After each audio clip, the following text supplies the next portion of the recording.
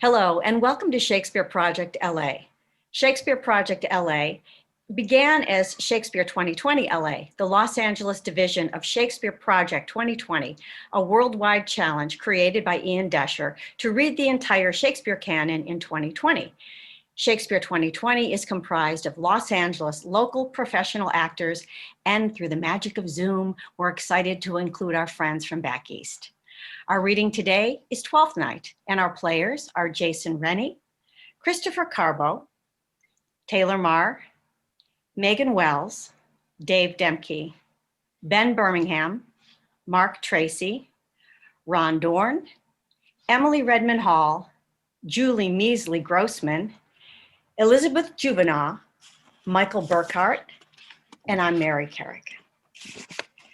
Twelfth Night, or What You Will, was first performed in February of 1602.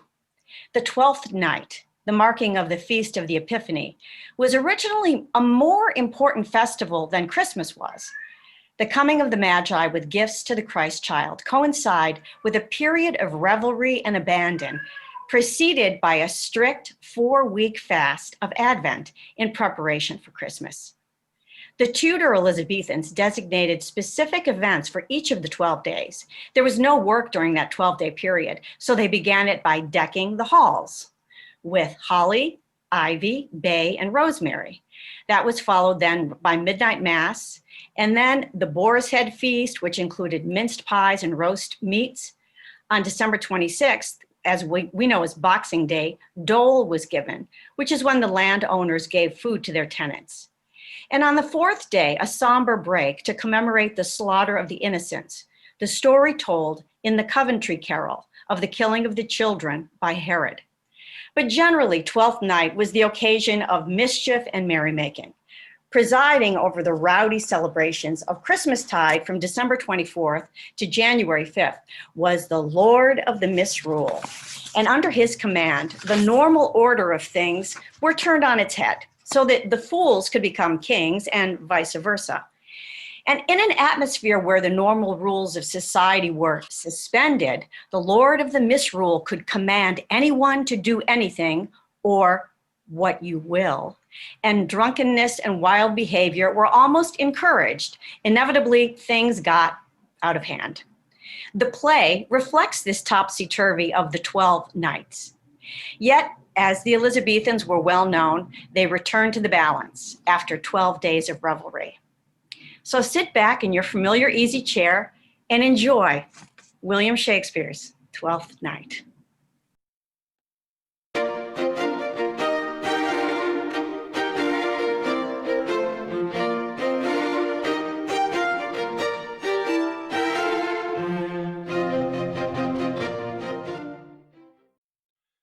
Act 1, Scene 1.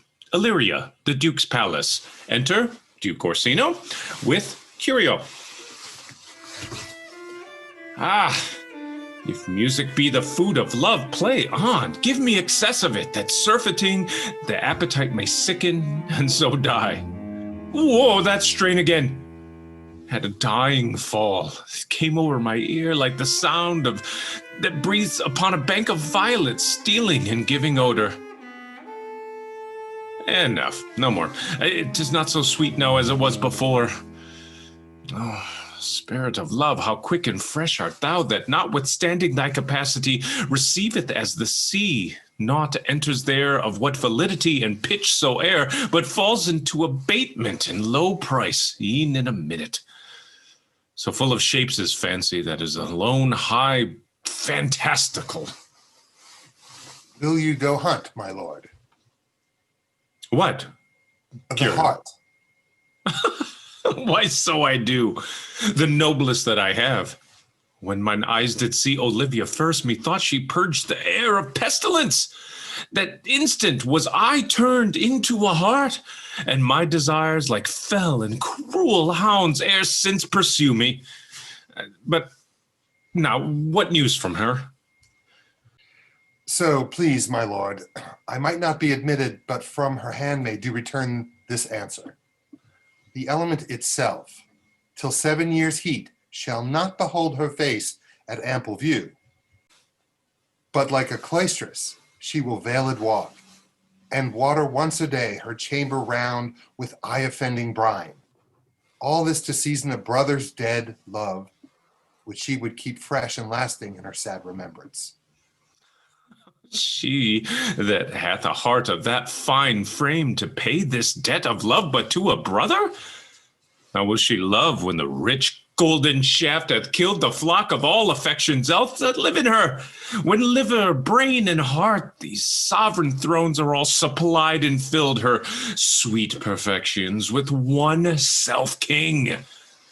The way before me, sweet beds of flowers, love thoughts lie rich when canopied with bowers.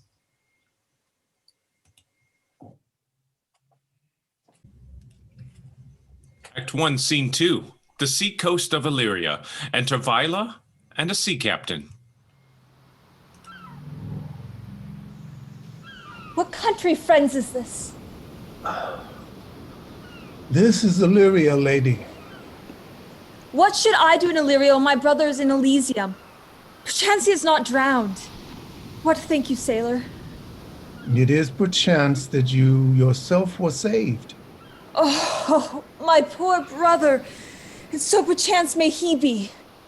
True, madam, and to comfort you with chance, assure yourself after our ship did split, when you and those poor number saved with you hung on our driving boat, I saw your brother, most provident in peril, bind himself, courage and hope both teaching him the practice, to a strong mast that lived upon the sea, where like Arion on the dolphin's back, I saw him hold acquaintance with the waves so long as I could see.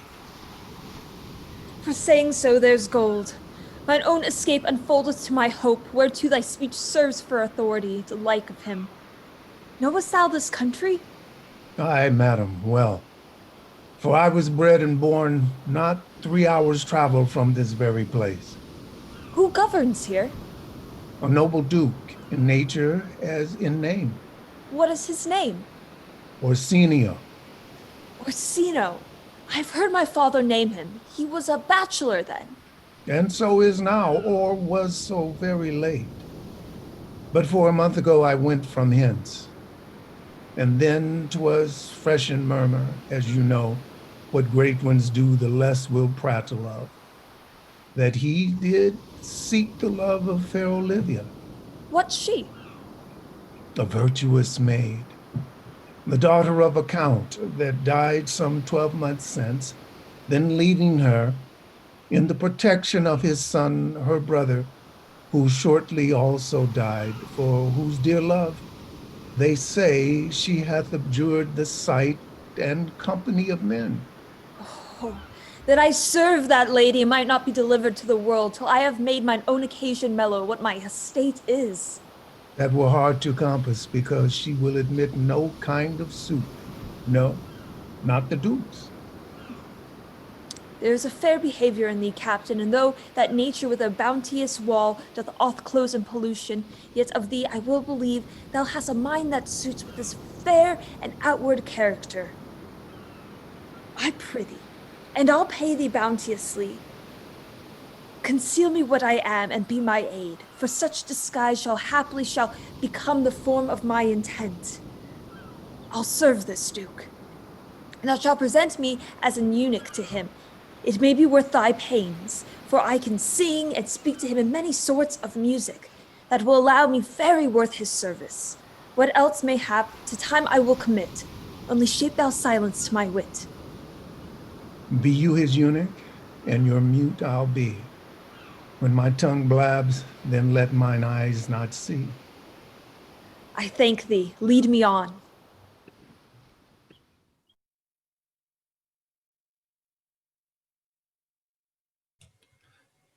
Act 1, Scene 3. A room in Olivia's mansion. Enter Sir Toby and Maria. What a plague means my niece to take the death of her brother thus? I am sure care's an enemy to life. By my troth, Sir Toby, you must come in earlier nights. Your cousin, my lady, takes great exception to your ill hours. Why, let her accept before accepted. Aye, but you must confine yourself within the modest limits of order. Confine? I'll confine myself no finer than I am. These clothes are good enough to drunk in, and so be these boots too, and they be not. Let them hang themselves in their own straps. Oh, that quaffing and drinking will undo you. I heard my lady talk of it yesterday, and of a foolish knight that you brought in one night here to be her wooer. Who, Sir Andrew Aguecheek? Aye, he. He's as tall a man as any's in Illyria. What's that to the purpose? Why, he has 3,000 ducats a year. Aye, but he'll have but a year in all these ducats. He's a very fool and a prodigal. Fie, that you'll say so.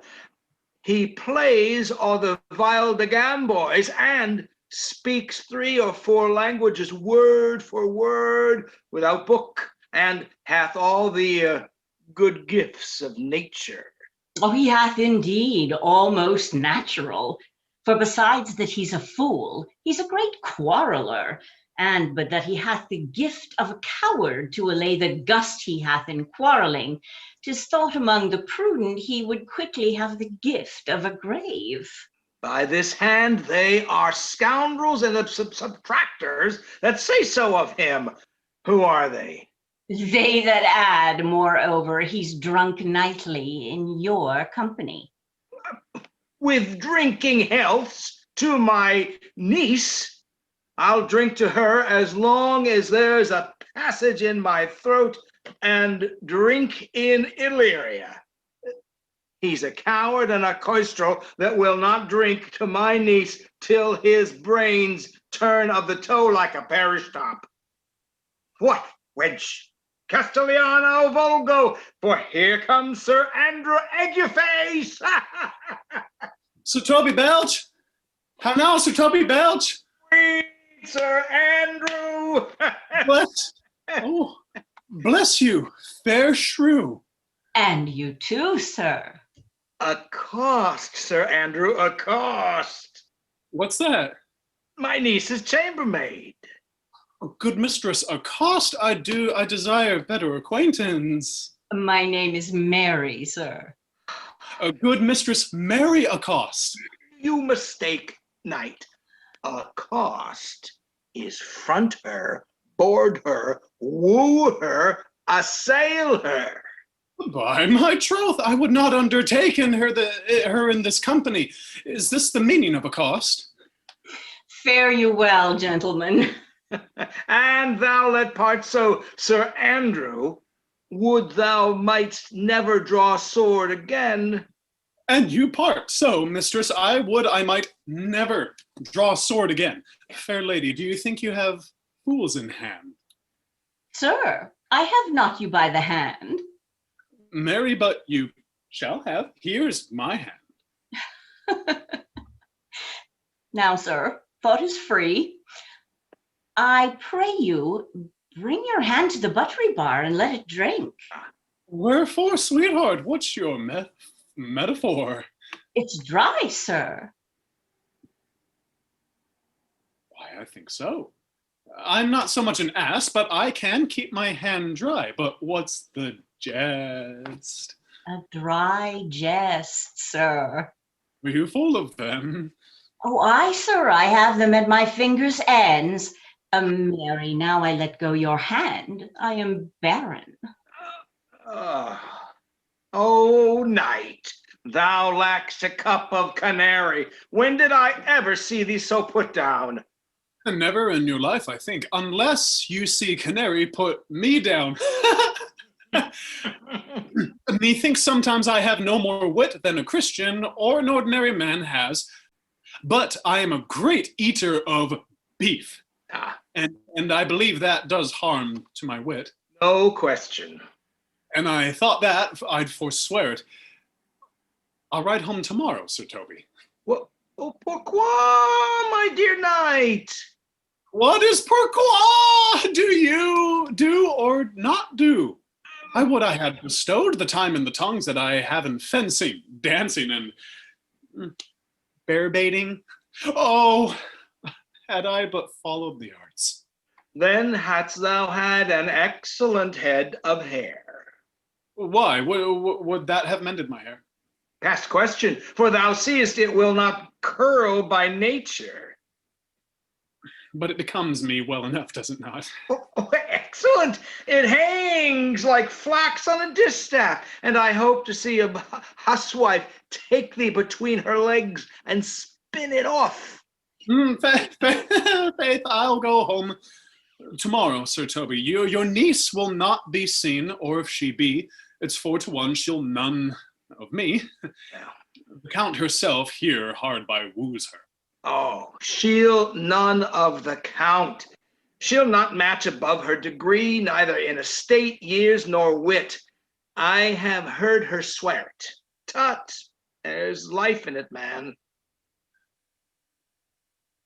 I'll stay a month longer. Ah! I am a fellow of the strangest mind in the world. I delight in masks and revels, and sometimes all together. Art thou good at these kickshaws as knight? As any man in Illyria, whosoever he be, under the degree of my betters, and yet I will not compare with an old man. Oh. What is thy excellence in a galliard knight? Faith, I can cut a caper. Oh, and I can cut the mutton to it. And I think I have the back trick simple, as strong as any man in Illyria.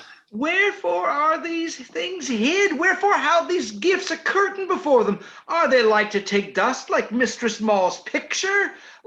Why don't thou not go to church in a galliard and come home in a coronto? My very walk should be a jig. I would not so much as make water, but in a syncope. What dost thou mean? Is it a world to hide virtues in? I did think by the excellent constitution of thy leg, it was formed under the star of a galliard. Aye, 'tis strong, and it does indifferent well in a dun-colored stock. Shall we set about some revels? What shall we do else? Were we not born under Taurus? Taurus, that's sides and heart. Oh, no, sir. It is legs and thighs. Let me see the caper. Higher. Excellent.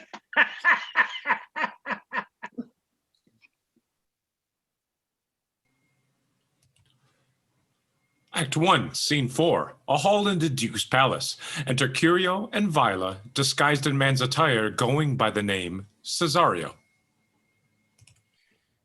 If the Duke continue these favors toward you, Cesario, you are like to be much advanced. He hath known you but 3 days, and already you are no stranger. You either fear his humor or my negligence that you call in question the continuance of his love. Is he inconsistent, sir, in his favors? No, believe me. I thank you. Here comes the Count. Who saw Cesario, ho? On your attendance, my lord, here. Stand you a while aloof. Cesario, thou knowst no less but all. I have unclasped to thee the book e'en of my secret soul. Therefore, good youth, address thy gate unto her, be not denied access. Stand at her doors and tell them there thy fixed foot shall grow till thou hast audience. Sure, my noble lord, if she be so abandoned to her sorrow as it is spoke, she never will admit me. Be clamorous and leap all civil bounds rather than make unprofited return? Say I do speak with her, my lord. What then? Oh, well, then unfold the passion of my love. Surprise her with discourse of my dear faith. It shall become thee well to act my woes. She will attend it better in thy youth than in nuncios of more grave aspect. I think not so, my lord. Oh, dear lad, believe it. For they shall yet belie thy happy years that say thou art a man.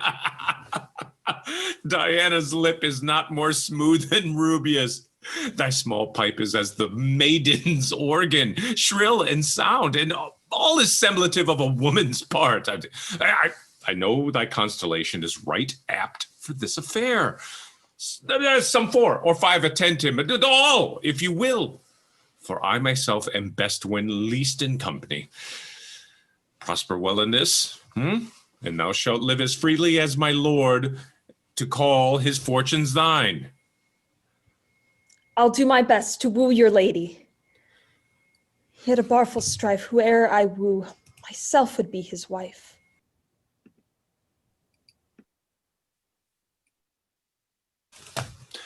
Act 1, Scene 5. A parlor in Olivia's mansion. Enter Maria and Feste, the fool.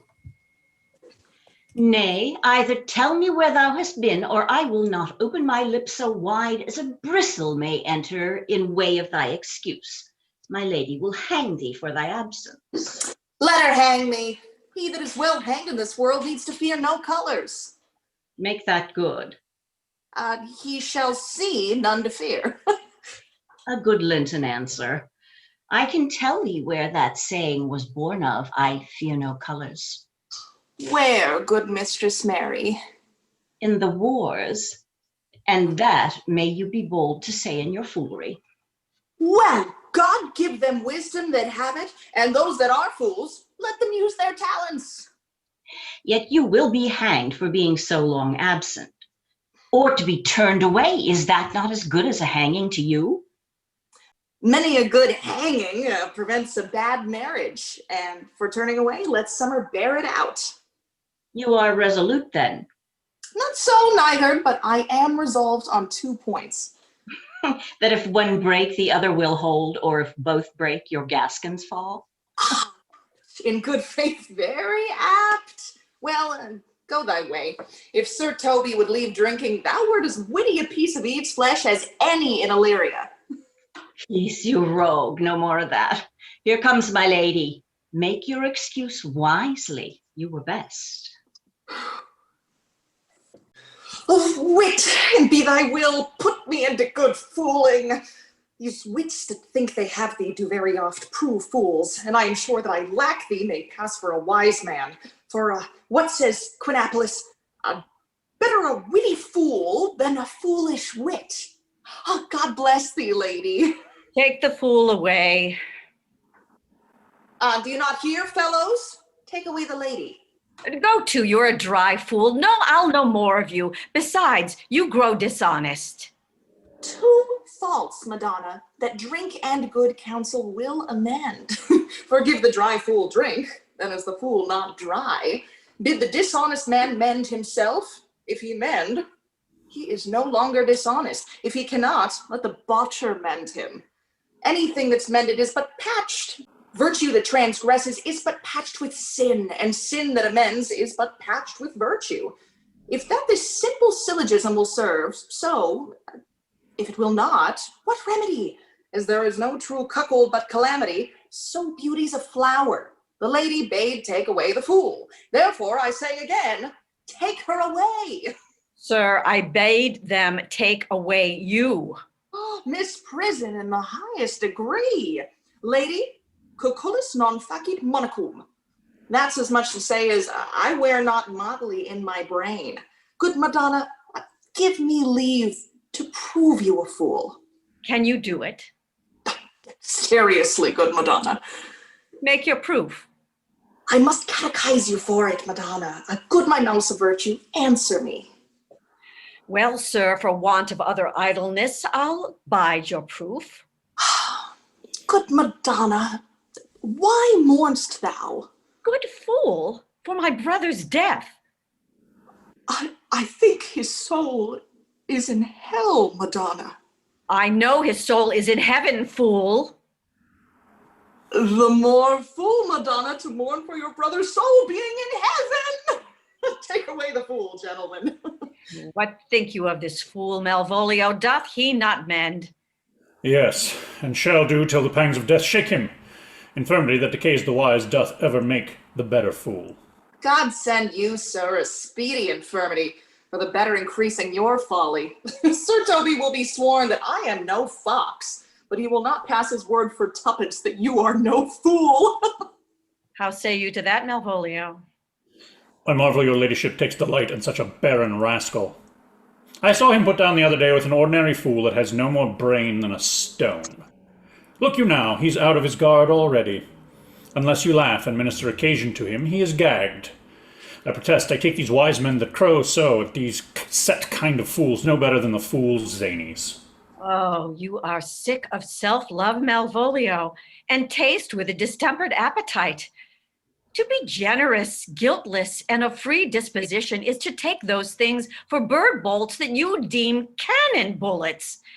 There is no slander in an allowed fool, though he do nothing but rail, nor no railing in a known discreet man, though he do nothing but reprove. Now Mercury endue thee with leasing, for thou speakst well of fools. Madam, there is at the gate a young gentleman much desires to speak with you. From the Count Orsino's, is it? I know not, madam. 'Tis a fair young man, and well attended. Who of my people hold him in delay? Sir Toby, madam, your kinsman. Fetch him off, I pray you. He speaks nothing but madman. Fie on him. Go you, Malvolio. If it be a suit from the Count, I am sick or not at home, what you will to dismiss it. Now you see, sir, how your fooling grows old and people dislike it. Thou hast spoke for us, Madonna, as if thy eldest son should be a fool, whose school Jove cram with brains. For here he comes. One of thy kin has a most weak pia mater. Oh, mine honor, half drunk. What is he at the gate, cousin? A gentleman.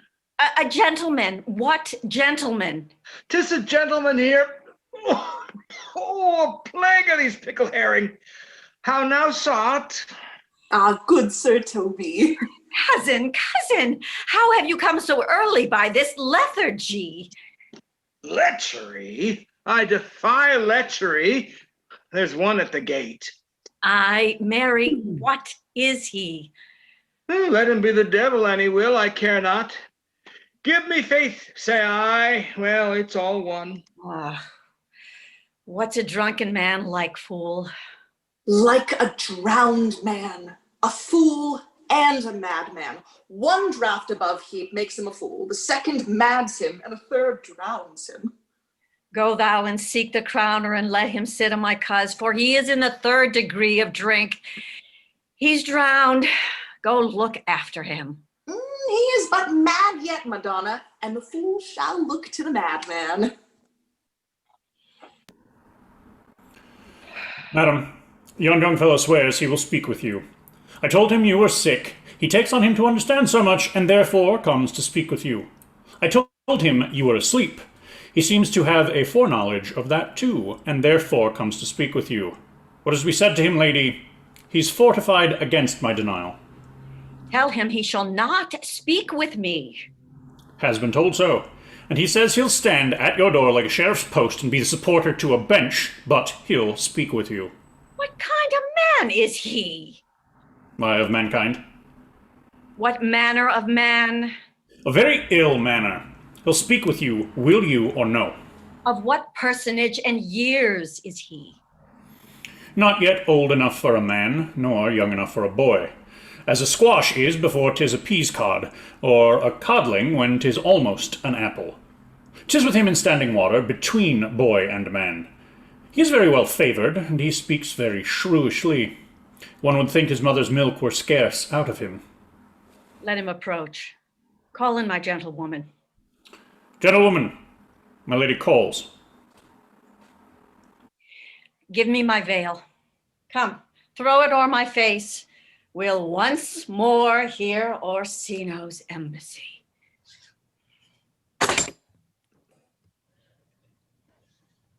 The honorable lady of the house, which is she?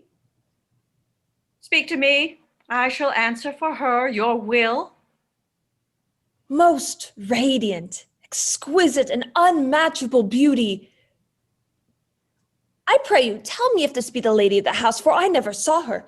I would be loath to cast away my speech, for besides that it is Excellently well penned, and I've taken great pains to con it.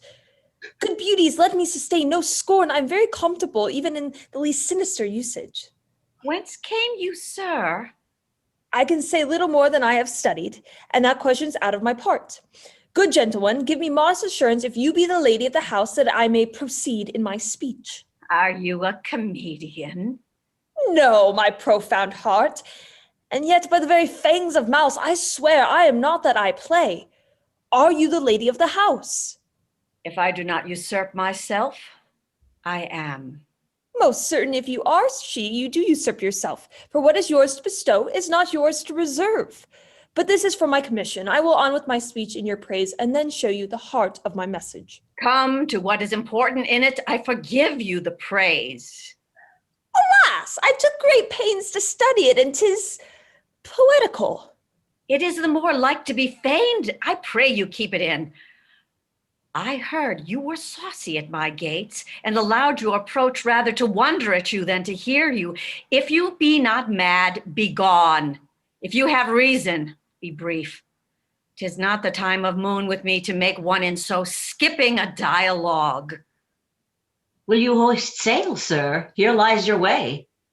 No, good swabber, I am to hold here a little longer. Some mollification for your giant sweet lady. Tell me your mind. I am a messenger. Sure you have some hideous matter to deliver when the courtesy of it is so fearful. Speak your office. It alone concerns your ear. I bring no overture of war, no taxation of homage. I hold the olive in my hand. My words are as full of peace as matter. Yet you began rudely. What are you? What would you? The rudeness that hath appeared to me hath I learned from my entertainment. What I am and what I were are as secret as maidenhead. To your ears, divinity. To any others, profanation. Give us the place alone. We will hear this divinity. Now, sir, what is your text? Most sweet lady. A comfortable doctrine, and much may be said of it. Where lies your text? In Orsino's bosom. In his bosom. In what chapter of his bosom? To answer by the method, in the first of his heart. Oh, I have read it. It is heresy. Have you no more to say? Good madam, let me see your face. Have you any commission from your lord to negotiate with my face? You are now out of your text. But we will draw the curtain and show you the picture.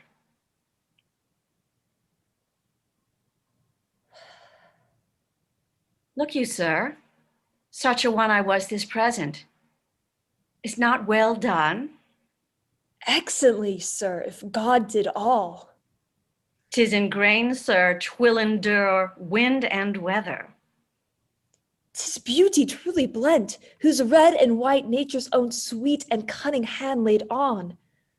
Lady, you are the cruelest she alive, if you will lead these graces to the grave and leave the world no copy. Oh, sir, I will not be so hard-hearted.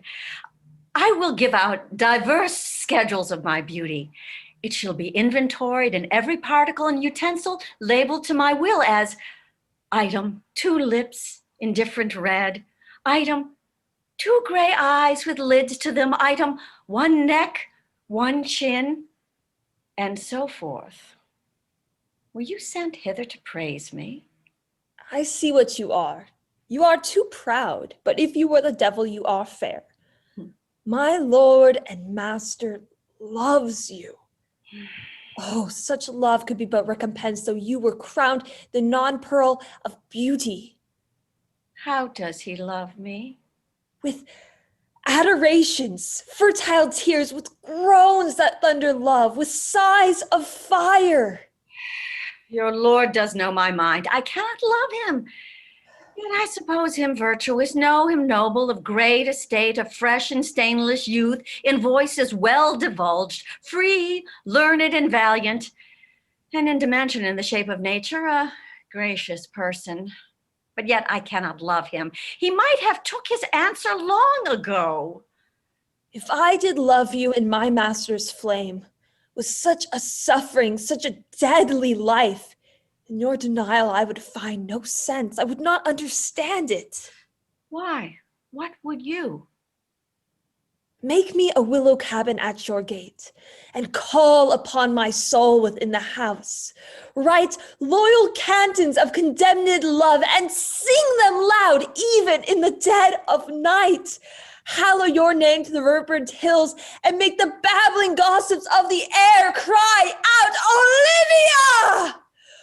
Oh, you should not rest between the elements of air and earth, but you should pity me. You might do much. What is your parentage? Above my fortunes, yet my state is well. I am a gentleman. Get you to your lord.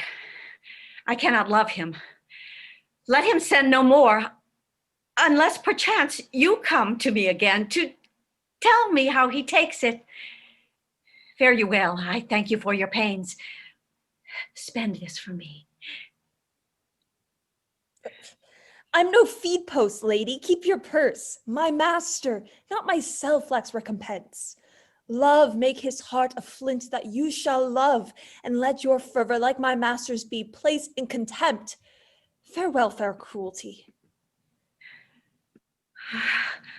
What is your parentage? Above my fortunes, yet my state is well. I am a gentleman.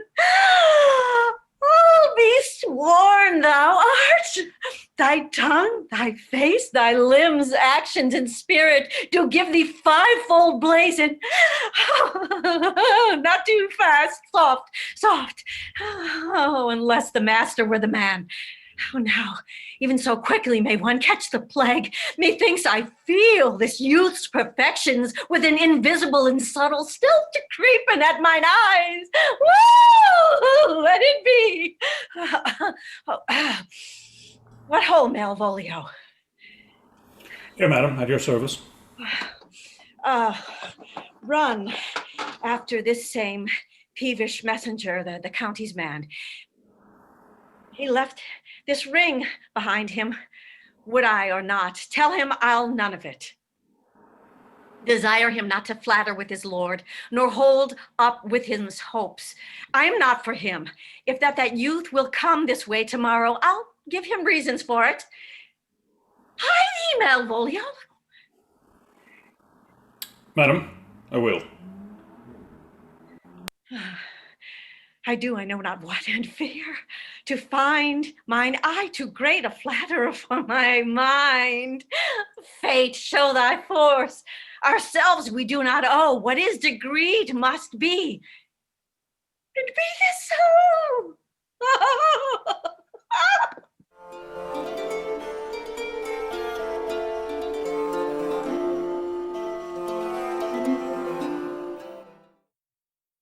Act 2, Scene 1. The seacoast of Illyria. Enter Antonio and Sebastian. Will you stay no longer, nor will you not that I go with you? By your patience, no. My stars shine darkly over me. The malignancy of my fate might perhaps distemper yours. Therefore I shall crave of you your leave that I may bear my evils alone. It were a bad recompense for your love to lay any of them on you. Let me yet know of you whither you are bound. No, sooth, sir. My determinate voyage is mere extravagancy. But I perceive in you so excellent a touch of modesty that you will not extort from me what I am willing to keep in. Therefore, it charges me in manners the rather to express myself. You must know of me then, Antonio. My name is Sebastian, which I called Rodrigo. My father was that Sebastian of Messline, whom I know you have heard of. He left behind him myself and a sister, both born in an hour. If the heavens had been pleased, would we had so ended. But you, sir, altered that, for some hour before you took me from the breach of the sea was my sister drowned. Alas, the day. A lady, sir, though it was said she much resembled me, was yet of many accounted beautiful. But though I could not with such estimable wonder over far believe that, yet thus far I will boldly publish her. She bore a mind that envy could not but call fair. She is drowned already, sir, with salt water, though I seem to drown her remembrance again with more. Pardon me, sir, your bad entertainment. Good Antonio, forgive me your trouble. If you will not murder me for my love, let me be your servant. Well, if you will not undo what you have done, that is, kill him whom you have recovered, desire it not. Fare you well at once. My bosom is full of kindness, and I am yet so near the manners of my mother that, upon the least occasion more, mine eyes will tell tales of me. I am bound to the Count Orsino's court. Farewell. The gentleness of all the gods go with thee. I have many enemies in Orsino's court, else would I very shortly see thee there. But come what may, I do adore thee so. The danger shall seem sport, and I will go.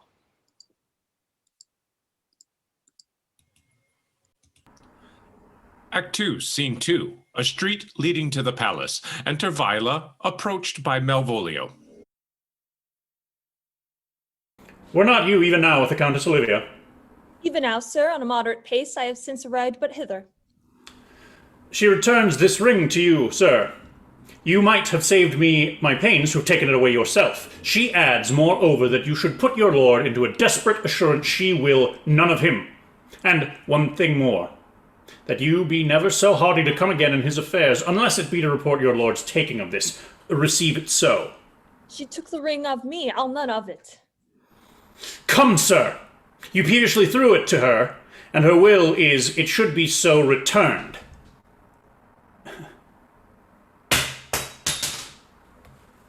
If it be worth stooping for, there it lies in your eye. If not, be it his that finds it. I left no ring with her. What means this lady?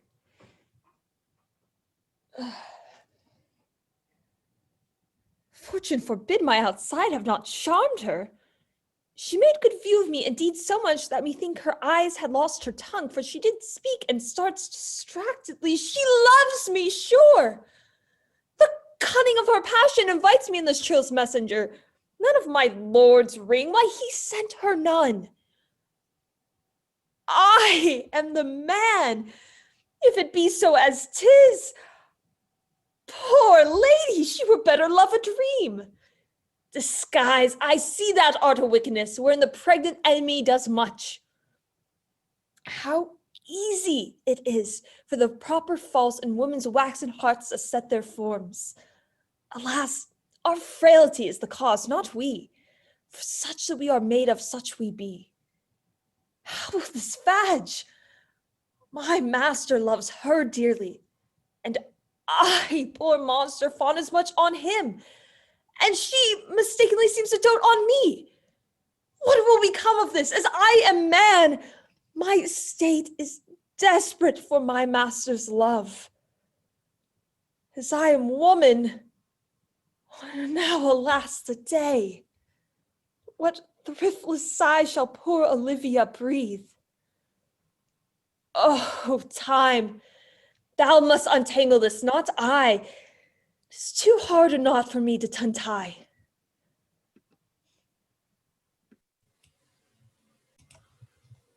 Act 2, Scene 3. The kitchens in Olivia's mansion. Enter Sir Toby and Sir Andrew. Approach, Sir Andrew. Not to be abed after midnight is to be up betimes, and deliculo surgere, thou knowest. Nay, by my troth, I know not. but I know to be up late is to be up late. A false conclusion. I hate it as much as an unfilled can. To be up after midnight and to go bed then is early, so that to go to bed after midnight is to go to bed betimes. Does not our lives consist of the four elements? Faith, so they say, but I think it rather consists of eating and drinking. Thou art a scholar. Let us therefore eat and drink. Marion, I say, a stoup of wine. Here comes the fool of faith. How now, my hearts? Did you never see the picture of we three? Welcome, ass. Now, let's have a catch. By my troth, the fool has an excellent breast.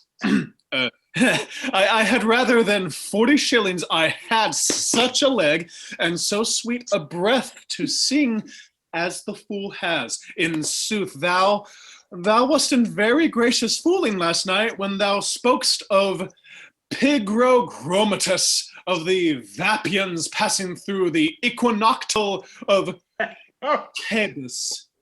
'Twas very good, i' faith. I sent thee 6 pence for thy leman. Hast it? I did impedicos thy gratility, for Malvolio's nose is no whipstock. My lady has a white hand, and the myrmidons are no bottle ale houses. Excellent! Why, this is the best fooling when all is done. Now, a song. Come on. Now there's 6 pence for you. Let's have a song.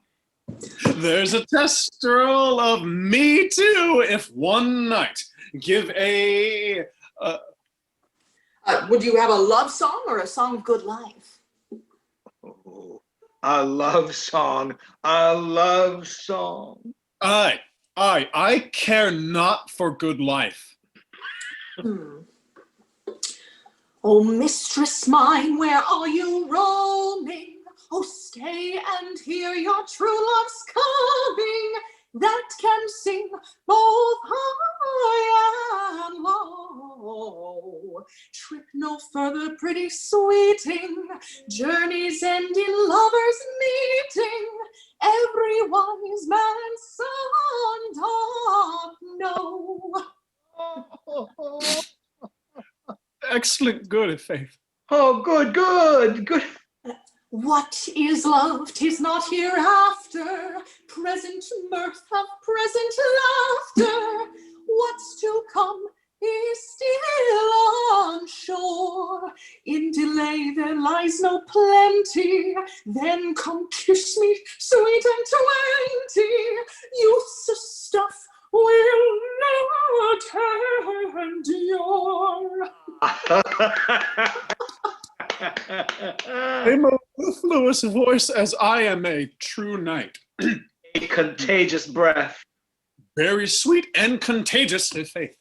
To hear by the nose, it is dulcet in contagion. But shall we make the welkin dance indeed? Shall we rouse the night owl in a catch that will draw 3 souls out of one weaver? Shall we do that?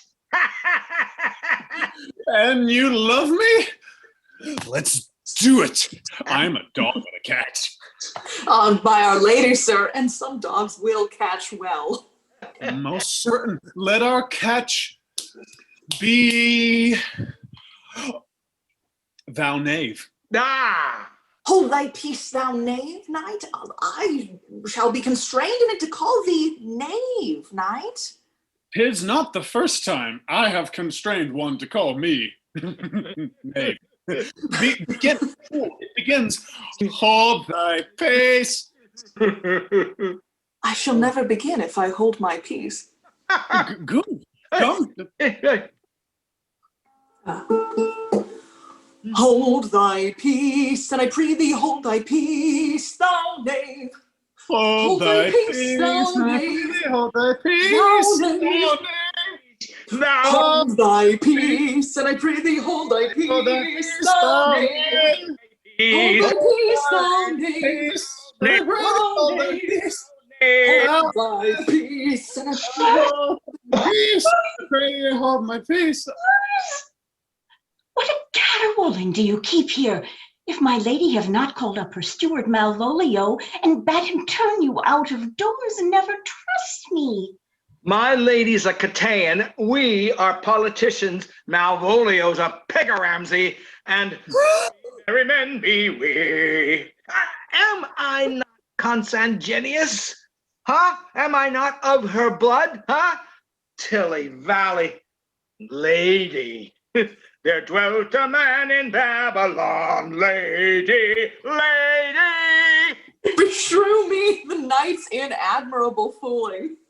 Aye, he does well enough if he be disposed, and so do I, too. He does it with a better grace, but I do it more natural.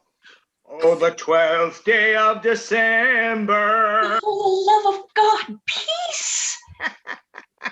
My masters, are you mad? Or what are you? Have you no wit, manners, nor honesty, but to gabble like tinkers at this time of night? Do you make an alehouse of my lady's house, that you squeak out your coziest catches without any mitigation or remorse of voice? Is there no respect of place, persons, nor time in you? We did keep time, sir, in our catches. Snick up! Sir Toby, I must be round with you. Huh? My lady bade me tell you that, though she harbours you as her kinsman, she's nothing allied to your disorders. If you can separate yourself and your misdemeanors, you are welcome to the house. If not, and it would please you to take leave of her, she is very willing to bid you farewell. Farewell, dear heart, since I must needs be gone. Nay, good Sir Toby. His eyes do show his days are almost done. It's even so.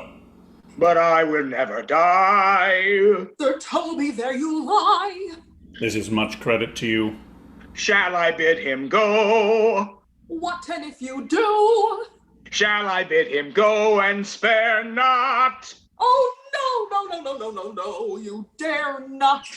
Out of tune, sir? You lie. Art any more than a steward? Dost thou think, because thou art virtuous, there shall be no more cakes and ale? Yes, by St. Anne, and ginger shall be hot of the mouth, too. Thou art in the right. Go, sir, rub your chain with crumbs. A stoop of wine, Maria. Mistress Mary, if you prize my lady's favour anything more than contempt, you would not give means for this uncivil rule. She shall know of it by this hand. Hee-haw! Go shake your ears! 'Twere as good a deed as to drink when a man's a-hungry, to challenge him in the field, and then to break promise with him and make a fool of him. Do it, knight. I'll write thee a challenge, or I'll deliver thy indignation to him by word of mouth. Sweet Sir Toby, be patient for tonight. What? Since the youth of the Count's was today with my lady, she is much out of quiet. But Monsieur Malvolio, let me alone with him. If I do not gull him into a nay word and make him a common recreation, do not think I have will enough to lie straight in my bed. I know I can do it. Possess us, tell us something of him. Marry, sir, sometimes he is a kind of Puritan. Oh, if I thought that, I'd beat him like a dog. Oh, what, for being a Puritan? Thy exquisite reason, dear knight. I have no exquisite reason for it, but I have reason good enough. The devil a Puritan that he is, or anything constantly, but a time pleaser, an affection's ass that can't state without book and utters it by great swaths, best persuaded of himself, so crammed as he thinks with excellent, that it is his grounds of faith that all that look on him love him, and on that vice in him will my revenge find notable cause to work. Oh, what wilt thou do? I will drop in his way some obscure epistles of love, wherein by the color of his beard, the shape of his leg, the manner of his gait, the expression of his eye, forehead, and complexion, he shall find himself most feelingly personated. I can write very like my lady your niece. On a forgotten matter we can hardly make distinction of our hands. Excellent. I smell a device. I have it in my nose too. Now, he shall think by the letters that thou wilt drop that they come from my niece and that she's in love with him. My purpose is indeed a horse of that color. And your horse now would make him an ass. Ass. I doubt not. Oh, will be admirable. Sport royal, I warrant you. I know my physic will work with him. I will plant you two and let the fool make a third where he shall find the letter. Observe his construction of it. For this night, to bed and dream on the event. Oh, Farewell. good night, Penthesilea. Before me, she's a good wench. Oh, she's a beagle true bred, and one that adores me. What of that? I was adored once too. Oh, let's to bed, knight. Thou hadst need send for more money. Mhm. If I cannot recover your niece, I am a foul way out. Ah, send for money, knight. If thou hast her not in the end, call me cut. If I do not, never trust me. Take it how you will. Come. I'll go burn some sack. 'Tis too late to go to bed now. Come, knight. Come, knight.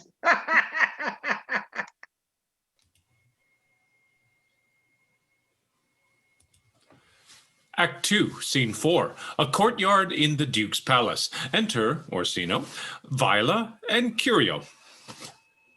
Give me some music. Now, good morrow, friends. Now, good Cesario.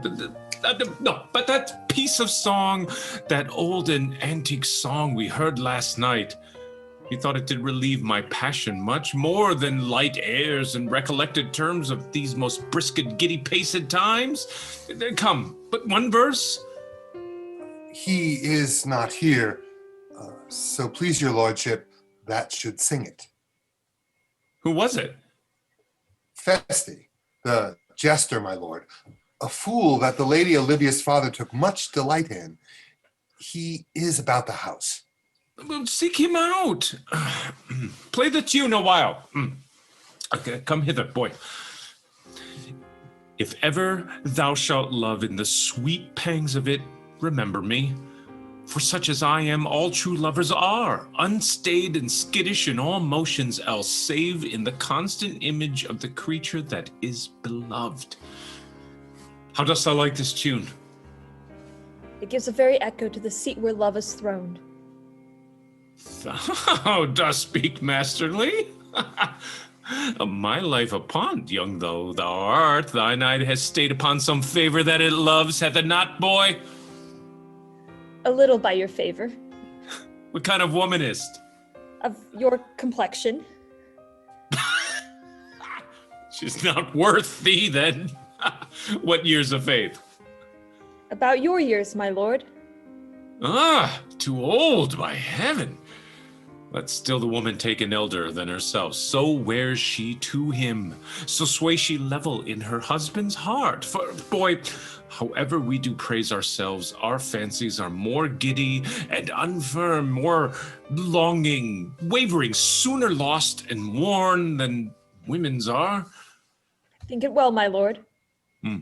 Then let thy love be younger than thyself, or thy affection cannot hold the bent. For women are as roses, whose fair flower being once displayed doth fall that very hour. And so they are, alas, that they are so, to die even when they to perfection grow. Fellow, come. The song we had last night. Mark it, Cesario. It is old and plain. The spinsters and the knitters in the sun and the free maids that weave their thread with bones do use to chant it. It is silly sooth, and dallies with the innocence of love like the old age. Are you ready, sir? Aye, pretty, sing.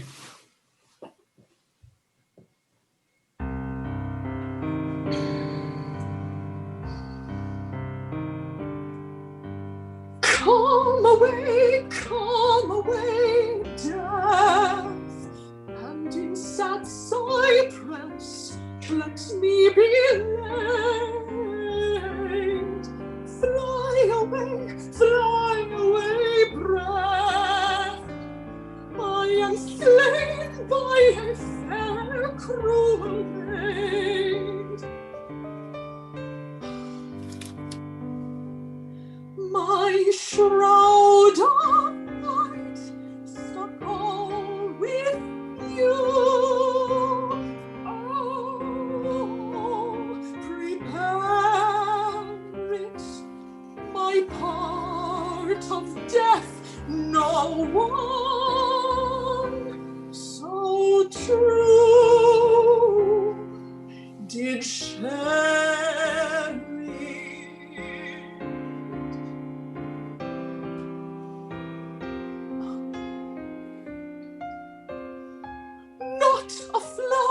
Not a flower sweet, on my black coffin, let there be strong. Not a friend greet my poor corse, where my bones shall be thrown.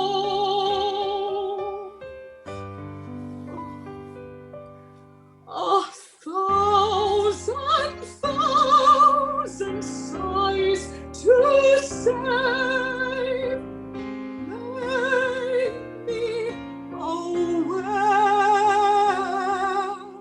Sad true lover never find my grave to weep there, to weep.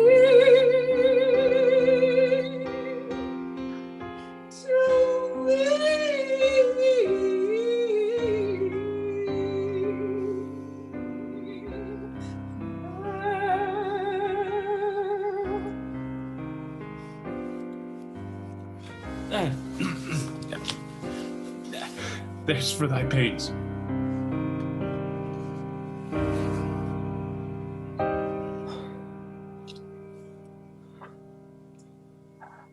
No pains, sir. I take pleasure in singing, sir. I'll pay thy pleasure then. Truly, sir, and pleasure will be paid one time or another. Give me now leave to leave thee. Now the melancholy god protect thee, and the tailor make thy doublet of changeable taffeta, for thy mind is a very opal. I would have men of such constancy put to sea, that their business might be everything and their intent everywhere, for that's it that always makes a good voyage of nothing. Farewell. Yes, well, let all the rest give place. Once more, Cesario, get thee to yon same sovereign cruelty. Tell her my love, more noble than the world, prizes not quantity of dirty lands. The parts that fortune hath bestowed upon her, tell her, I hold as giddily as fortune. 'Tis that miracle and queen of gems that nature pranks her in attracts my soul. But if she cannot love you, sir. That cannot so be answered. Sooth, but you must. Say that some lady, as perhaps there is, hath for your love as great a pang of heart as you have for Olivia. You cannot love her. You tell her so. Must she not then be answered? There is no woman's sides can bide the beating of so strong a passion as love doth give my heart. No woman's heart so big to hold so much. They lack retention. Alas, their love may be called appetite. No motion of the liver, but the palate. suffer surfeit, cloyment, and revolt, but mine is all as hungry as the sea and can digest as much. Make no compare between that love a woman can bear me and that I owe Olivia. Aye, but I know. How no? Too well what love women to men may owe. In faith, they are as true of heart as we. My father had a daughter, loved a man, as it might be perhaps, were I a woman, I should your lordship. And what's her history? A blank, my lord. She never told her love, but let concealment like a worm in the bud feed on her damask cheek. She pined in thought, and with a green and yellow melancholy, she sat like patience on a monument, smiling at grief. Was not this love indeed? We men may say more, swear more, but indeed our shows are more than will. For still we prove much in our vows, but little in our love. But died thy sister of her love, my boy? I am all the daughters in my father's house. And all the brothers too. And yet I know not. Sir, shall I to this lady? Aye, that's a theme. To her in haste. Give her this jewel. Say my love can give no place, bide no delay.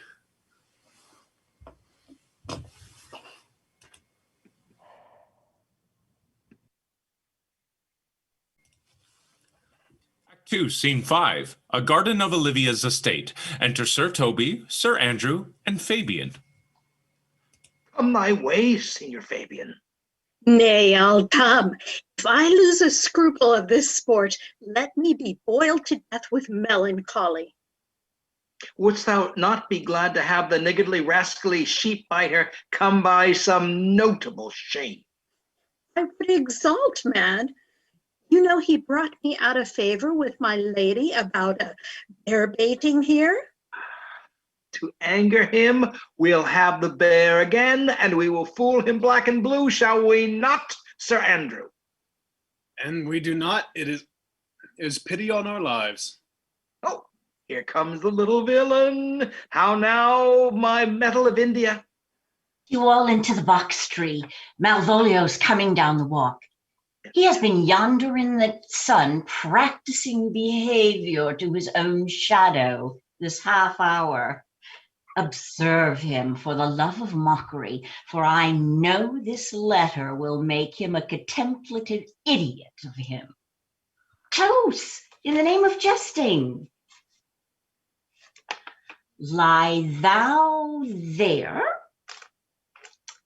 for here comes the trout that must be caught with tickling.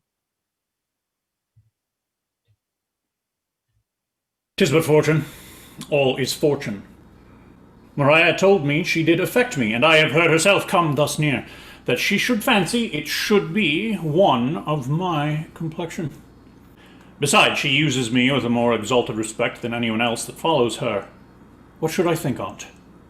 Here's an overweening rogue. Oh, peace.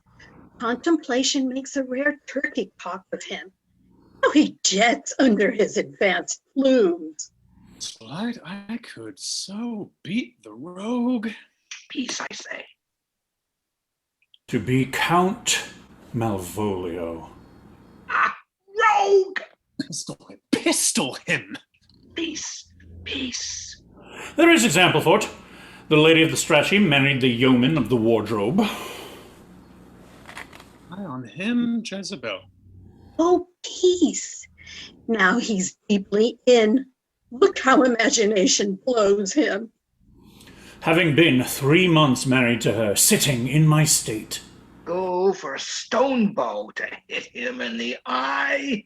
Calling my officers about me in my branched velvet gown, having come from a daybed where I have left Olivia sleeping. Stone! Oh, peace, peace. And then to have the humor of state And after a demure travel of regard, telling them I know my place, as I would they should do theirs, to ask for my kinsman Toby. Bolts and shackles! Oh, peace, peace, peace. Now. 7 of my people, with an obedient start, make out for him. I frown the while, and perchance wind up my watch, and play with my, some rich jewel. Toby approaches, curtsies there to me.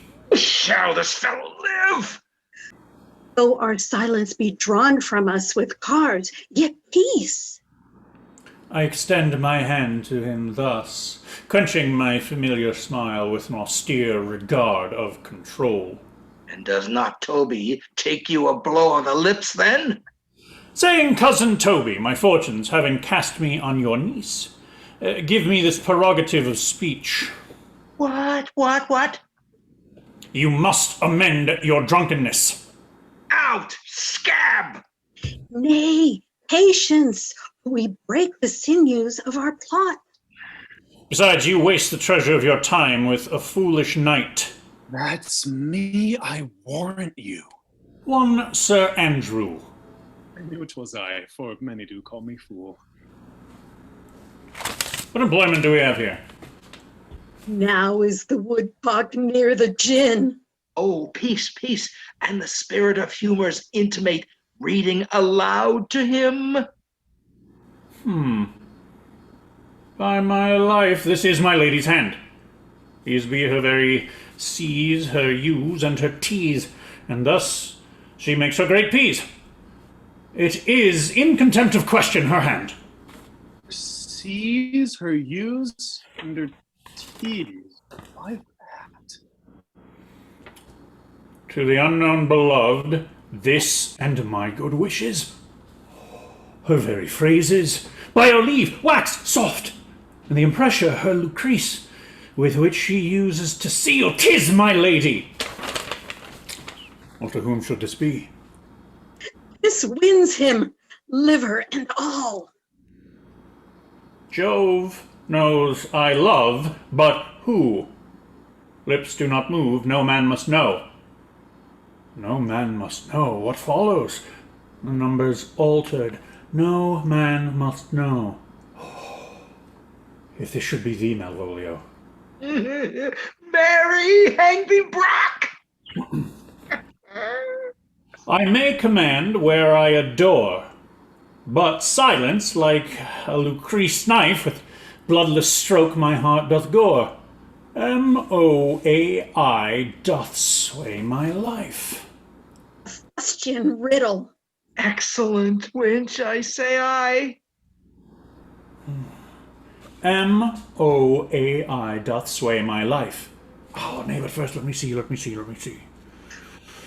dish of poison has she dressed him?